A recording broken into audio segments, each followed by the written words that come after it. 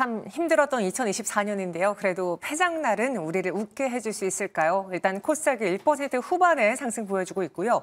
그 안에선 조금 전에 투자 타이밍 시간에도 언급했던 제약바이오라든가 로봇, 드론, 성장주들의 강세가 나타나고 있습니다.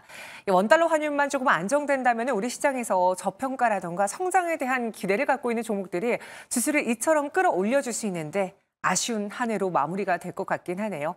과연 오늘 장은 어떤 이슈들과 재료들이 있었는지 알아보도록 하겠습니다. 이상엽 이사, 이재은 대표와 함께하겠습니다. 어서 오세요. 안녕하세요. 네, 안녕하십니까. 두 분의 이야기를 들어볼 수 있는 시간, 오늘 시장을 압도하고 있는 대표적인 이슈와 재료는 이렇게 나눠볼 수 있을 것 같아요. 계속 언급해드리고 있는 제약바이오, 여전히 오늘 시장 강하죠. 2024년에 그냥 가장 기억에 남는 주도 섹터 뭐였습니까? 라고 하면은 반도체인가 제약바이오인가 하는데 마지막에 세기를 박아주네요. 나야 제약바이오고요. 그리고 AI 경쟁, 이제는 로봇으로 번져나간다라는 거. 여기에 엔비디아의 동참 이야기까지 나오면서 오늘 장 강합니다. 마지막으로 에너지 안보에 주목하는 조선주, 하나오션의 빅딜 이야기가 나오고 있는데 하나씩 점검해 보도록 하죠. 제약바이오 가장 궁금하시죠? 오늘 시장에 호재가 참 많았습니다. 개별적인 요인들도 있고요. 제약바이오에 대한 긍정적인 기대 요인도 있습니다. 종목별로 봤을 때 오늘 좀 강한 건 셀로메드와 한올바이오파마가 아닐까 싶네요. 일단 삼성바이오로직스를 포함해서 CDMO주들이 강한 배경에는 이 바이오 의약품 수요 증가에 국내 CDMO의 수주 잔고도 늘어나고 있다라는 이야기가 나오면서 삼성바이오로직스도 강세 보여주고 있고요. 셀로메드의 경우에는 상한가 직행하는 모습이었죠. 주사제형 피부 이식제 개발 완료 소식이 들어왔습니다. 그리고 여러분들이 알테오젠으로 인해서 많이 알게 된 엄민용 애널리스트가 이번엔 한올바이오파마를 꼽았습니다. 내년에 이 이뮤노반트의 가치 증명이 시작되는 한 해가 될 것이다라는 이야기가 나오면서 주목을 받았고요. 셀트리온의 개별적인 이슈인 100억 원 규모의 자사주 추가 취득 결정 소식에 빨간불 켜내고 있습니다. 그 외에도 제가 말씀드린 것처럼 제약바이오에 대한 기대감이 큰 시기는 연말 연초입니다. 일단 성장주이자 방어주 역할을 현재 해주고 있고요. 그리고 우호적인 매크로 환경이 지속되고 있는 그 배경에 주요 기업들의 이익 성장과 바이오텍에 대한 관심이 뜨거워지고 있다. 특히나 연말 연초의 경우에는 기업들의 빅딜이 소식이 나올 수 있는 시기다라는 점, 그리고 컨퍼런스도 개막을 앞두고 있죠. 그로 인해서 지금 시장에선 다시 또 한번 제약바이오 하며 오늘 코스닥 내 외국인 투자자들의 매수도 이곳으로 들어오고 있습니다. 이상엽 이사님, 어떻게 보면 오를 만한 이유들이 참 많아 보이긴 하는데요. 이 중에서 오늘 제약바이오주가 유독 강하게 움직일 수 있었던 가장 큰 재료는 무엇이라고 판단하셨습니까? 내년에 좀 기대해 볼 만한 섹터가 오늘 좀 움직이는 게 아닌가, 이런 생각도 좀 해볼 수 있는 것 같고요.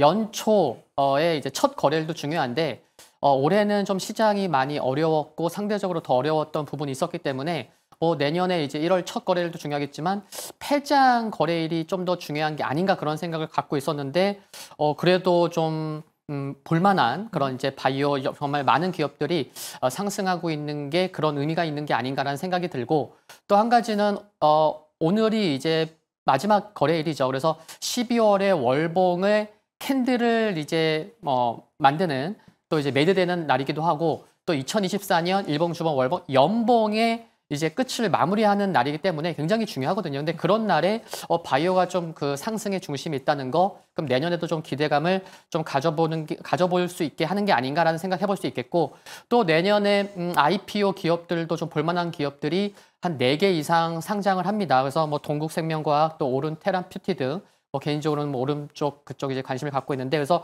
내년에 IPO 기대감도 있고, 조금 전에 말씀하셨던 또 1월에 또 이제 JP모건 헬스케어 컨퍼런스가 1월 중순 전후로 있다는 거, 그리고 또 올해 삼성바이오로직스가 100만 원을 넘어섰었고, 또 이제 2차 전지가 아닌 또 바이오 코스닥에서 알테오젠이 시가총액 1위로 올라섰다는 점, 그러면 이제 1년 만에 이제 끝나냐 이런 게 아닌 거겠죠. 그래서 그런 기대감이 오늘 좀 크게 작용하고 있는 게 아닌가 그런 생각 해볼 수 있는 것 같습니다. 근데 이사님, 제가 기억하기로는 최근에 JP모건 헬스케어 컨퍼런스라던가 아스코라던가 학회의 기대감이 우리가 생각했던 것만큼 크게 주가에 작용하지 못했던 해가 더 많았던 걸로 알고 있는데, 내년에는 지금의 흐름이라면 좀 기존과는 다른 모습 보여줄까요? 아니면 이번에도 기대와는 다른 주가 움직임이 나타날 수도 있다라는 걸 염두해야 될까요?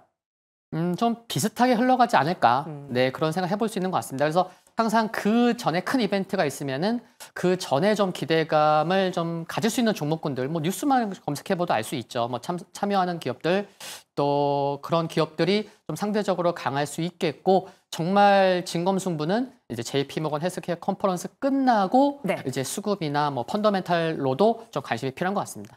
어떻게 보면 성장주이자 방어주 역할을 하고 있는 제약바이오다라는 평가 속에 지금 시장 안에서 주도주 자리를 여전히 잡고 있습니다. 이재은 대표님, 이 중에서 오늘 한올바이오파마도 뜨겁습니다. 엄용 애널리스트가 쓴 리포트를 읽어봤는데 굉장히 어렵더라고요. 요약하면은 지금 어떻게 봤을 때면 그 같이 손잡았던 이뮤노반트가 내년에 성장할 것이다. 그리고 경쟁사는 지금 좀 힘들다. 뭐 이렇게 저는 요약을 해봤는데 어떤 설명이 필요할까요? 제가 좀 쉽게 그래도 설명을 좀 해드리면 네. 일단 한올바이오파마로부터 지금 이뮤노반트가 기술 이전을 받고 그 물질들을 보완을 해서 IMVT1401 그리고 1402로 보완한 후속 물질을 개발을 하고 있는데요. 결국에는 지금 1401보다는 1402가 중요한 물질인데 이번에 내년 상반기에 1401에 대한 적응증 확대 임상 시험에 대한 결과치가 좀 나오는 부분이 있습니다. 그렇게 되다 보면 결국에 가장 지금 좀 집중적으로 개발하고 있는 1402에 대한 기대 심리, 이번에 1401에서 효과가 제대로 입증이 되면 그럼 1402도 더 좋은 효과가 나올 수 있지 않을까라는 기대적인 심리들이 쭉 지속이 될 수 있을 거라고 보고 있고요. 일단 여기서 가장 키포인트는 적응증 확대를 4, 5개 정도를 하고 있다라는 점, 그리고 이 중간에 보면 동종 계열 내 최초 약물이 그레이브스 병을 최초 약물로서 개발을 한다라는 소식, 그리고 동종 계열 최초로 충분한 임상적 유효성 증명할 수 있는 루마티스 관절염도 적응증으로 확대한다는 부분이고, 또 경쟁사가 아제닉스라는 경쟁사가 있는데 이 아제넥스가 못하는 부분도 적응증 확대로 이 물질을 개발한다는 게 좀 주요 포인트인 것 같습니다. 쉽게 설명이 되는지는 모르겠지만 임상에 대한 부분들을 이제 내년 상반기에도 한번 결과치 기대할 수 있고, 더 큰 물질에 대한 부분들도 내년 하반기부터 본격적으로 임상 3상이라든지 이런 게 진입이 될 것이다라는 부분이고요. 그렇게 되다 보면 결국에는 모멘텀 지속성이 길어질 수 있는 거라서 한올바이오파마 같은 경우에는 저는 관심 있게 보셔도 좋지 않을까라고 보고 있고, 오늘 그동안 좀 조정 기간이 살짝 있었어요. 전반적으로 제약바이오 다 조정이 나오긴 했지만 네. 조정을 했고 오늘 이 이슈가 나오면서 그동안의 장기 이평선이 121선 돌파 흐름까지 나와줬기 때문에 거래량도 그동안 좀 많이 좀 이렇게 줄어들었다가 오늘 추가적으로 거래량이 굉장히 많이 좀 실리는 모습들이 나와줬기 때문에 추가 시세에 대한 여부 좀 기대할 수 있을 것 같고요. 그리고 모멘텀에 대한 기간의 지속성이 발생했다라는 점, 이게 좀 좋은 호재성 이슈가 아닐까라고 생각을 합니다. 오늘 주가가 14.61%의 급등입니다. 어느 정도 엄민영 애널리스트의 그 리포트 역할도 주가 상승에 일조했을까요? 저는 했을 수 있다라고 보고 있고요. 그 네. 리포트 내용 끝을 보면 이제 실적에 대한 부분이 있는데 2024년 연결 기준으로 해서 실적이 영업이익 같은 경우에 2023년이랑 비교했을 때 1,500% 정도가 상승을 했다라는 결과도 같이 나왔기 때문에 네. 제약바이오 중에서 우리가 항상 종목을 선정을 할 때 기술에 대한 부분들도 굉장히 중요하지만 요즘엔 실적도 뒷받침되면서 기술이 좋은 기업들도 있고 그쪽으로의 수급 쏠림이 좀 나타나는 경향이 있기 때문에 이 실적에 대한 부분들도 같이 기재가 되었기 때문에 저는 충분히 시장에서는 이 부분에 좀 반응을 했다라고 볼 수가 있을 것 같고요. 아마 원래 이 기업을 좋게 보시는 분들도 많이 계셨겠지만 그 결과를, 그 리포트를 보면서 좀 더 실적 기반한 기술력이 있는 기업이다라는 부분들을 다시 한번 좀 인지하셨을 수 있지 않을까라고 보고 있습니다. 네, 시장의 관심을 다시 깨워준 리포트였습니다. 한올바이오파마 현 구간에서도 두 자릿수 상승 보여주고 있고요.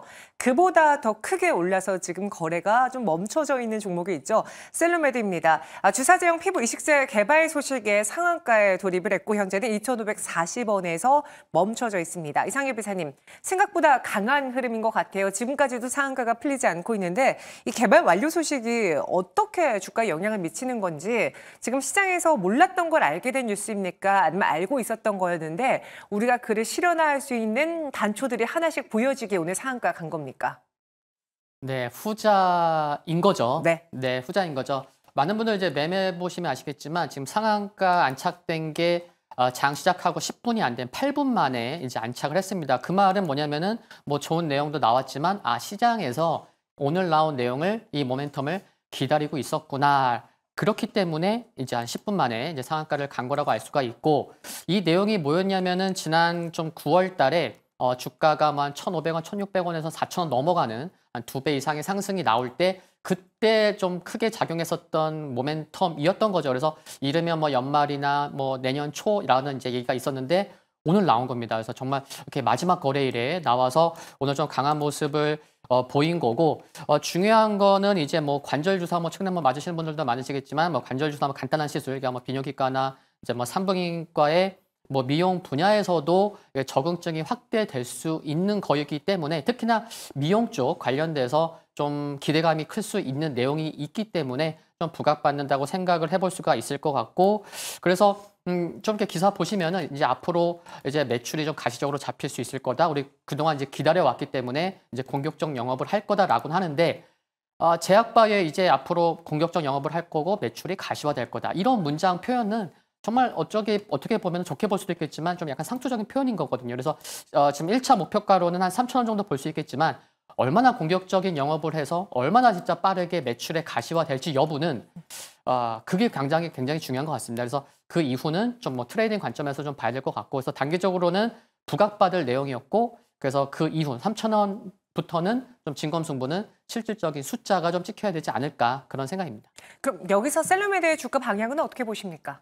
네, 그래서 오늘 굉장히 강한 거 긍정적이고, 네. 근데 뭐 바이오 오늘이 또 강하다 보니까 함께 강한 부분도 있겠지만, 그래서 아까 말씀드렸듯이 한 3,000원까지의 상승 가능성은 열어둘 필요가 있겠고, 그 이후는 좀 이렇게 회사 내용이 좀 중요하지 않을까 생각이 됩니다. 네. 셀루메드 역시도 지금 시장에서의 관심을 받으며 상한가에 빠르게 안착이 됐고 여전히 풀리지 않고 있는 굳건한 모습을 보여줬다라고 평가했습니다. 그럼 이제 2024년은 끝나가니까 내년을 한번 전망해 보겠습니다. 내년 시장 상승에 대한 가능은 있다고 하는데요. 그 이유가 저평가라는 단어를 붙이더라고요. 그럼 제약바이오주는 그 안에서 올 한 해 가장 많이 올랐기 때문에 저평가 종목에선 제외되는 건지 아니면 여전히 2025년에 주도주가 될 수 있는지 이지은 대표님의 생각은 어떻습니까? 네, 저는 가능성이 있다라고 보고 있습니다. 사실 이 저평가라는 이야기가 나왔는데 네. 시장 전반적인 이야기를 한 거라고 생각을 하고 있고요. 근데 저평가 속에서 우리가 또 봐야 되는 종목들을 한번 고민을 해본다고 한다면 뭐 실적 기반된 실적이 앞으로 좋아질 수 있는 성장주들 또는 차별화된 기술력을 갖고 있는 그런 종목군과 산업 이쪽을 좀 봐야 된다라고 생각을 하는데 제약바이오도 그중에 하나가 될 수 있다라고 보고 있고요. 지금 JP모건 헬스케어를 중심으로 해서 많은 빅파마 기업들과의 미팅 기회가 열릴 것이고 여기서 추가적으로 어떤 기술 이전의 소식들을 들려줄 수 있는 기업들도 있겠지만 이 해외 쪽에 우리가 이제 글로벌 제약사들도 특허 만료라던가 이런 부분들이 있기 때문에 지금 새로운 파이프라인이나 이런 것들이 필요해서 뭐 R&D라던가 그다음에 기술 이전 이런 기대감도 있지만 국내 쪽에서도 지금 2월부터 첨생법이 개정안 본격적으로 시행이 됩니다. 이렇게 되다 보면 임상 시험이라던가 허가 절차 간소화가 되는 거고요. 그리고 연구에 대한 그 효율성을 높이는 데 중점을 두고 신약 개발에 대한 시간 단축이라든지 이런 부분에 대한 모멘텀이 내년에 국내 안에서도 움직일 수 있는 그런 여러 가지 소식들이 좀 나올 수 있지 않을까라고 보고 있어서 내년도에도 제약바이오 흐름들은 괜찮을 수 있다라고 보고 있고요. 한동안 이제 금리나 속도 조절론이나 이런 이야기들 나오면서 살짝 좀 조정의 흐름들이 나오긴 했지만 결국에는 그런 속도 조절에 대한 이야기도 내년 가선 또 어떻게 변화될지 모른다는 점 그리고 빅파마 기업들은 여전히 속도 조절론이 있는데도 불구하고 앞으로 기술 이전이라든지 이런 부분들 글로벌 쪽에서는 계속 활발하게 이뤄질 수 있다라고 보고 있어서 제약바이오 기업들은 뭐 가격적인 메리트가 너무 뛰어나다라고 보기에는 어려울 수는 있겠지만 그래도 뛰어난 기술력과 차별화된 제품을 가지고 있는 기업들은 여전히 좀 관심이 유효하지 않을까라는 이야기 드리고 싶습니다. 네, 2025년에도 뭐 시장 전반적인 키워드는 저평가로 인한 상승이라고 할지언정 제약바이오주들은 그래도 오를 것이다. 그 안에서 가장 관심 깊게 보고 있는 종목 있으십니까?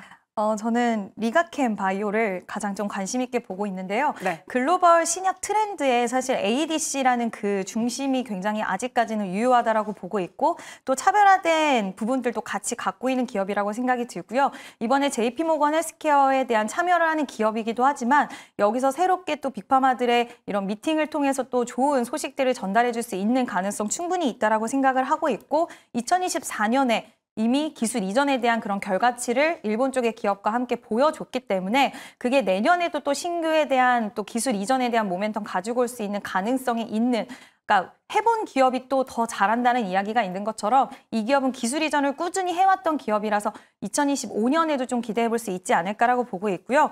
최근에 살짝 조정이 나왔었고 지금 쌍바닥이 보이면서 61선의 아마 돌파 흐름이 최근에는 돌파하려고 하다가 계속해서 좀 저항을 받고 떨어지는 모습이었는데, 만약에 내년도에 시장이 제약바이오의 수급 쏠림이 조금 더 강하게 나온다라고 한다면 저는 추가적인 시세는 61선 돌파 이후에는 더 강하게 나타날 거라고 보고 있고요. 리가켄 바이오는 분할 매수 관점으로 저는 충분히 유효한 구간이 아닌가라는 이야기 드리고 싶습니다. 관심으로는 리가켄 바이오를 보고 있다. 언급해 드렸습니다.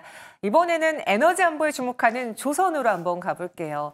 한화오션 많이 언급을 해봤는데 오늘 또 한번 잭팟이라는 뉴스를 몰고 왔습니다. 한 경제지 보도에 따르면요, 한화오션이 해상풍력 발전기 설치선 수주를 지금 거의 마무리 단계, 합의 마무리 단계에 돌입해 있다라는 보도가 나왔습니다.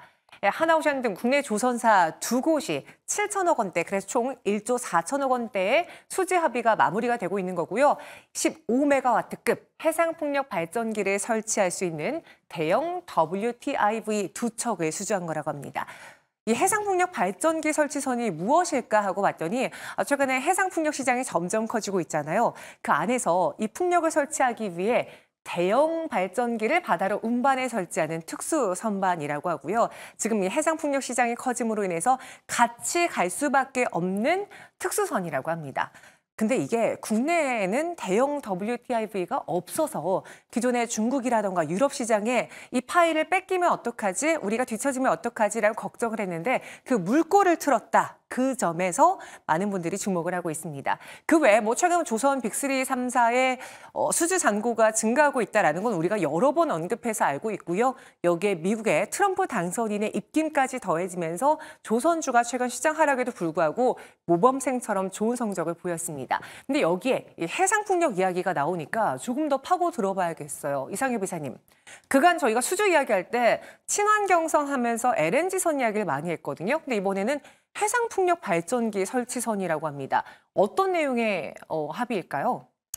네, 진짜 조선주로 이제 관심이 많으신 분들 아시겠지만 최근에 이제 모멘텀들이 굉장히 이제 다각화되어 가고 있다는 거 굉장히 중요한 것 같고, 이제 앞에서 말씀해 주신 이제 WTIB 이제 윈드 터빈 인스톨레이션 베셀, 그래서 이제 그 설치선도 이제 하나의 이제 향후에 이제 먹거리가 될 수 있겠다라고 이제 나오고 있는 거죠. 그래서 큰 흐름에서 여러 가지 모멘텀 중에 하나다라고 생각하시면 되는데, 이제 대형급 이제 그게 없었다는 거죠. 근데 그거를 이제 수주를 받다 보니까 이쪽에서 이제 대형급은 없었고, 그럼 이쪽에서 좀 성장성도 큰데 이제 국내 기업들이 이제 수주를 받았기 때문에 이쪽에서 이제 성장성을 놓치지 않을 수 있겠구나라는 게 이제 굉장히 중요한 부분인 것 같고, 그리고 중소형 쪽에서는 국내 조선소가 1위였었다는 거죠. 그러면 이제 대형급도 이제 수주를 받아서 시작을 하네. 그러면은 기술력도 있고 이제 대형도 시작해. 그러면은 대형 수주에 대한 기대감도 가질 수 있다는 게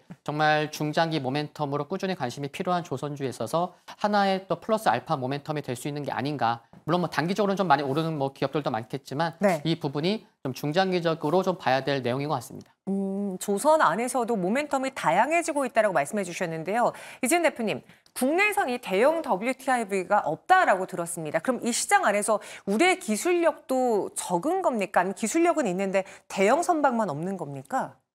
기술력은 충분히 있었는데 네. 이번을 기점으로 해서 그 기술력을 국내 안에서든 아니면 이거를 필두로 해서 어쨌든 새로운 레퍼런스가 생겼기 때문에 해외 쪽에서의 또 새로운 수주까지 기대할 수 있는 그런 상황이다라고 생각을 하시면 될 것 같고요. 그 전에도 해상풍력 이야기 나왔을 때 한창 정부에서도 해외 쪽에 자본이 워낙 많이 좀 들어와 있는 쪽이다 보니 국내 안에서 하는 회사들을 더욱더 지원해 주겠다. 그리고 해외 쪽, 특히 중국 쪽을 견제하는 그런 이야기들이 많이 나왔는데 이번에 이렇게 됨으로써 결국에는 우리나라 안에서의 홀로서기에 좀 신호가 되지 않았나라고 보고 있고요. 이게 조선사들 같은 경우에도 지난 8월 달에 해상풍력 시장을 새로운 신성장 동력 모멘텀으로 지금 이미 움직이고 있다라는 뉴스가 나왔었습니다. 근데 이거와 관련돼서 이제 수주까지 이어지는 소식이 나온 거기 때문에 앞으로 더욱더 뻗어나갈 수 있는 발판들을 마련할 수 있는 신호가 되지 않았나라고 보고 있고요. 그동안 조선 관련돼서는 좋은 모멘텀, 뭐 인도, 미국 관련돼서 뭐 친환경 선박, 그다음 트럼프 당선 이후에 우리가 LNG 운반선 확대라든지 이런 부분들 굉장히 모멘텀이 많이 있었는데 거기에 또 플러스 추가 요인이 되었기 때문에 조선 쪽에서는 굉장히 좀 좋은 소식이고 장기적으로 봤을 때도 또 모멘텀적인 측면에서 좋다라고 볼 수 있을 것 같습니다. 그래서 국내에서 조선사들의 이 기술력을 하나씩 인정받으며 레퍼런스가 쌓이고 있다고 했습니다. 근데 이러한 뉴스, 떠들썩한 뉴스와는 다르게 오늘 하나오션의 주가가 너무 잠잠한 거 아닌가라는 생각이 들거든요. 이지은 대표님, 그건 또 무엇 때문입니까? 이거가 지금 제가 생각했을 때는 이제 시작 단계고 지금 워낙 오늘 제약바이오라든지 그리고 로봇이라든지 내년에 좀 기대할 수 있는 성장 쪽에 좀 초점을 맞춘 쪽에 수급이 좀 쏠림이 나오다 보니까 그동안 조선 관련된 종목들은 시세 흐름이 워낙 강하다 보니 이게 크게 반영이 되지는 않은 것 같은데요. 근데 보통 이런 경우에는 이제 오늘은 약간은 쉬어가고 있긴 하지만 이게 추가적으로 시세가 뭐 다음 주든 아니면 최근 이제 조만간 단시간에 또 적용이 됐을 때 분명히 해상풍력 쪽으로의 수주도 이제 시작되고 있다라는 식의 그런 좀 강한 중점을 가지고 이제 얘기를 하는 부분들이 또 나올 수 있기 때문에 조선주에 관심이 있고 조선주 관련돼서 투자를 하시는 분들은 이런 모멘텀들이 계속 쌓아가는 과정들을 계속 지켜보실 필요는 있다라는 이야기 드리고 싶습니다. 네, 이상희 기자님, 한편에선 이렇게 생각하실 수 있을 것 같아요. 조선주 좋다고 했고 주가도 많이 올라온 상황에서 이 하나오션의 뭐 잭팟이라는 이른바 잭팟이라는 기사가 나왔음에도 불구하고 주가가 조선주가 움직이지 못한다. 이거 갈 만큼 간 거 아니야? 라고 판단하면서 이제는 차익을 실현해야 되나라는 오늘 눈치를 보시는 투자자분들도 계실 것 같은데요. 조선주에 대해서는 지금 구간 어떤 전략이 조금 더 유효하다고 보십니까? 비중만 크지 않으시면 네. 뭐 여전히 뭐 갖고 있는 비중 뭐 가져가셔도 되지 않을까 그런 말씀 드리고 싶고 대장주 중에 하나가 이제 조선주 쪽에서는 HD 현대중공업 또 이제 뭐 기자 쪽에서는 이제 성광 밴드인 거죠. 정말 하나씩 있다는 거 굉장히 그 부분도 굉장히 중요한 것 같은데 HD 현대중공업이 최근에 2개월 동안 한 64% 상승했습니다. 그래서 요 한 30만 원 전후로 해서 좀 쉬어갈 수 있지 않을까 생각했던 분 최근 고점이 또 29만 9천 원이에요. 그래서 네. 조금 단기적으로는 그래 5일선도 좀 이렇게 속도 조절에 나올 수 있는 게 아닌가라는 생각은 해볼 수 있겠지만 여전히 그래도 뭐 신한지주나 최근에 포스코홀딩스를 제치고 시가총액 10위까지 올라선 것을 봤을 때는 이 부분도 굉장히 의미가 있다고 생각이 들고 또 트럼프 위기에서 의미하는 바 또 최근 한 10일 전에는 조선업 강화 발의까지 법을 이제 발의까지 했죠. 그래서 좀 단기적으로는 쉬어갈 수 있지만 여전히 뭐 중기적으로는 계속 관심이 필요하겠고 뭐 그래도 좀 약간 뭐 이렇게 무릎에서 사신 게 아니고 조금 높게 사신 분들은 비중이 크면 조금 부담될 수 있겠다. 그거는 단기적으로 그 부분만 좀 염두하시면 좋을 것 같습니다. HD 현대중공업과 성광밴드 관심주로 이야기해 주시면서 비중이 너무 크지 않다면은 더 들고 가는 게 좋다라고 해주셨고요. 이지은 대표님은 어떤 종목을 관심 깊게 보고 있는지 최근에 그러니까 앞서 이상희 비서님도 말씀해 주신 것처럼 조선 내에서 키워드가 좀 다각화되고 있다는 느낌을 받을 수가 있거든요. 뭐 자율주행 선박이라던가 저희가 조금 전에 말한 LNG선 그리고 방금 말한 해상풍력선. 많아지는 키워드 안에서 핵심은 무엇일까요? 저는 엔진 쪽 보고 엔진이요? 있습니다. 네. 네, 엔진 쪽 보고 있는데요. 그중에 이제 하나엔진이라는 기업을 보고 있는데 일단은 친환경 선박 쪽으로의 움직임이 많이 나오고 있고 그와 관련돼서 친환경 규제가 증가를 하다 보면 이중연료 엔진을 사용할 수밖에 없는 그러면 수요에 굉장히 좀 성장할 수 있는 그런 부분들 요인들이 발생할 수밖에 없다라고 보고 있고 지금 성가가 높아지면 높아질수록 엔진 가격도 같이 올라가는 추세에다가 지금 그 엔진 같은 경우에는 굉장히 핵심 기자재이기 때문에 앞으로 그런 중요도도 굉장히 높아질 거라고 보고 있고 또 중국에서 지금 중국은 컨테이너선에 대한 수주가 굉장히 많은데 그 엔진을 본인들끼리 다 소화하기는 굉장히 좀 힘든 상황이라서 우리나라 쪽으로 손을 뻗칠 수밖에 없고 이미 하나엔진은 중국 쪽으로 20% 이상의 매출 비중을 가지고 있는데 여기서 추가적인 매출에 대한 확대 좀 가져갈 수 있다라고 보고 있고요. 일단 하나오션 같은 경우에는 최근에도 지금 841억 원 규모의 지금 하나오션과 함께 공급 계약을 체결을 했는데 이런 안정적인 매출처도 같이 확보를 하고 있는 상황이고 이런 하나그룹 간의 시너지 효과라든지 이런 것들도 좀 기대할 수 있다라고 보고 있어서 하나엔진도 이미 가격적으로나 뭐 기술적으로 봤을 때 상당히 고점 부분에 있다라고 생각을 하실 수도 있기는 하겠지만 저는 추가적인 시세에 대한 부분은 지금 가격대에선 최근 박스권에 있었던 가격을 돌파하고 나서 추가적인 시세가 그렇게 많이 나왔다라고는 보고 있진 않습니다. 그래서 어느 정도의 조정 흐름은 나올 수는 있겠지만 엔진 관련주들 좀 관심 있게 보시면 좋을 것 같습니다. 네, 엔진이라는 키워드를 선택하면서 한화엔진을 골라봤습니다. 두 분과 함께 이슈 그리고 그 안에서 재료 파헤쳐봤고요. 인사드리겠습니다. 고맙습니다.